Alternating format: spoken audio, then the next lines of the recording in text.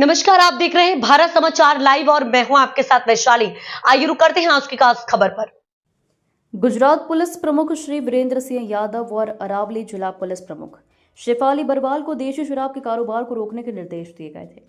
राजस्थान से विदेशी शराब से लदे 2 वाहनों की सूचना के आधार पर मेघराज पुलिस ने एक वाहन को पकड़कर 2,10,000 रुपए की राशि का मामला दर्ज किया। इसके बाद दूसरा वाहन विदेशी शराब से लदा मोडासा की ओर जा रहा था, जिससे यह संदेह है कि मोडासा पुलिस के पहुंचने से पहले ही यह तस्कर विदेशी शराब की पेटियां सड़क पर फेंककर राजस्थान की ओर भाग गए, जिसका वीडियो कल वायरल हुआ। जिला पुलिस उप अधिकारी एएसपी संजय केशवाला का सार्वजनिक मीडिया के माध्यम से स्पष्टीकरण देखे। 2,10,000 જેટલો પ્રોહી મુદ્દામાલ છે કબજે કરવામાં આવેલો છે।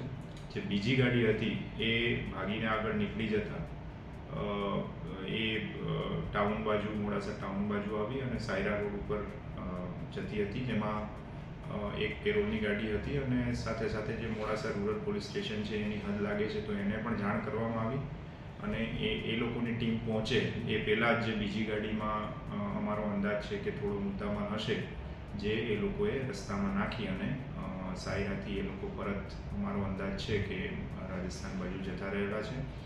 જે એ ગાડી છે જે નાસી ગયેલ છે એની તપાસ હાલમાં ચાલુ છે અને જે મુદ્દામાલ મળેલો છે પ્રોહી એના આધારે પણ મોડાસા રૂરલ દ્વારા ગુનો દાખલ કરવામાં આવેલો છે અને આગળની તપાસ ચાલુ છે।